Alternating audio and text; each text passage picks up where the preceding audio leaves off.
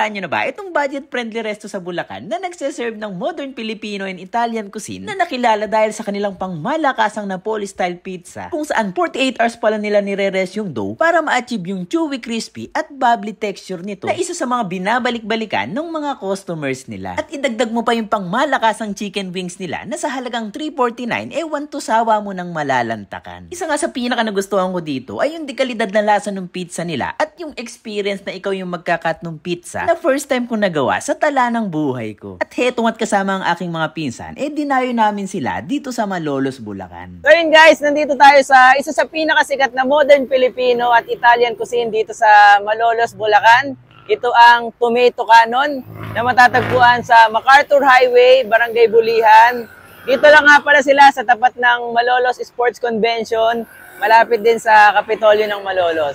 So tara, tikman natin kung talagang pangmalakasan ba yung mga sineserve nila dito. Pagpasok mo pa nga lang ng resto nila, mapapansin mo na yung brickstone design sa wall nila na madalas nating makita sa mga Italian restaurant. At hindi mo na nga raw kailangan pumila para mag-order dahil meron silang automatic ordering system kung saan i-scan mo na lang yung QR code at dadalhin ka na nito sa kanilang menu. Pagdating naman sa presyo, nagre-range lang ng $149 to $575 na masasabi kong napaka-affordable dahil sa quality ng mga sineserve nila. Sa mga pupunta nga pala dito, open sila from 11 AM to 9 PM at kung magdadala kayo ng sasakyan, meron namang parking lot sa tapat ng resto nila. At heto at isa-isa ng sinerve yung mga bestsellers nila dito, kagaya na lang nung chicken wings, pasta, at 3 flavors nung kanilang Napoli-style pizza na pinili namin kami na lang yung mag-cut para naman ma-experience namin. Una ko nang tinikman itong chicken na bukod sa masarap yung timpla, nagdagdag ng flavor yung cheese na kahit maparami ka ng kuha, hindi siya maalat.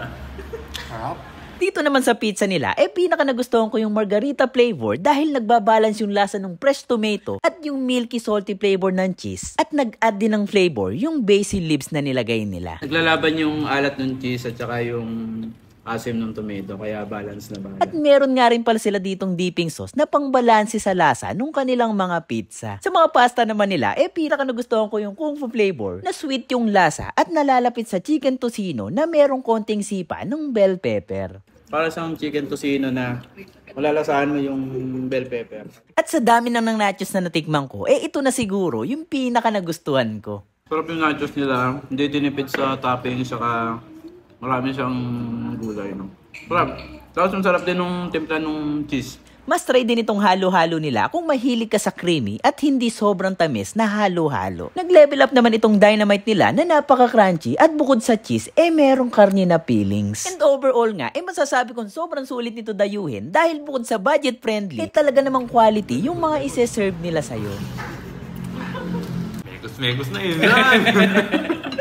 Meron nga rin pala silang pizza catering para sa mga events at iba't ibang okasyon. Maaari nyo silang kontakin sa kanilang Facebook page or sa number na naka-flash sa screen. At ngayon nabalitaan nyo na, alam nyo na yung susunod na gagawin.